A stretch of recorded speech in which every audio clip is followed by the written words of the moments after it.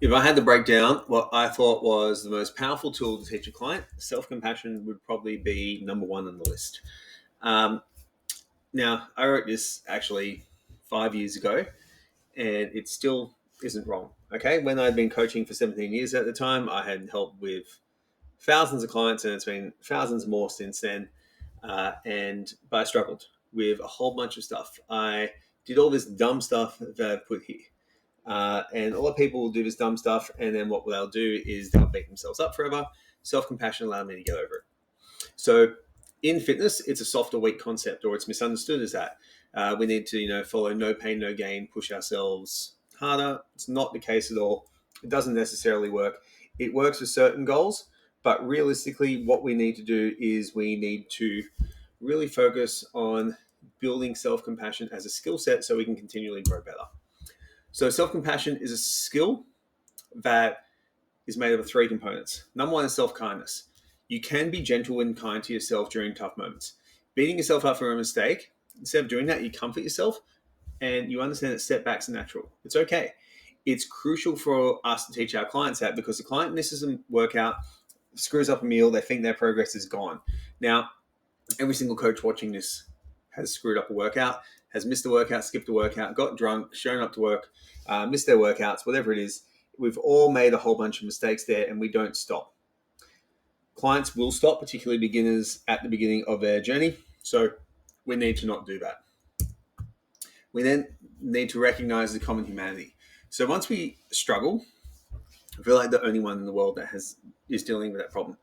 But in reality, everyone has faced similar changes, and these setbacks are everywhere and happen to everyone. So what we can do is it allows us to emphasize with clients who experience the same struggles, and then it allows people to realize that they aren't alone on this journey. And what I often do with my clients is I humanize it by demonstrating that I've had the same struggle as them. I have a couple of stories of food, of training, of a few other different areas that people may struggle with that I use when people are struggling, to kind of give myself a little bit of relatability and to let the client know that I don't win all the time. And the last one is mindfulness. Okay, so being aware of the present moment without judgment, which allows them to get by. So what happens is, say you're binge eating, oh my god, I'm binge eating, I'm such a screw up. Rather than doing that, you go, I'm binge eating. Why am I binge eating? To try and work out why, and then you can move forward. Okay. So with self-compassion, like research-wise, shows it's absolutely phenomenal. You get sustained weight loss, you get reduced emotional eating, you get improved body image, you get better emotional regulation. These are some seriously big improvements that people can get. And it's such a simple tool. So if we can teach our clients every time they have a stuff up to apply the skill set of self-compassion, they become more compassionate in other areas. And when they do that self-compassion, it improves their relationships, improves their business, improves their health, their social health. It basically allows them to move on when they've made small mistakes and to learn from them and to not make that mistake again, which is really, really powerful. One thing as well with self-compassion is it's not a free pass. So a lot of people think it's got this misplaced notion that it's kind of like, cool, self-compassion, I screwed up, I'll be fine, do it again. Self-compassion also has, what can I do better next time to help me achieve my goals? When you talk to yourself like a friend, your friends will generally be the ones who will say, if you've screwed up, well, it's not that big a deal.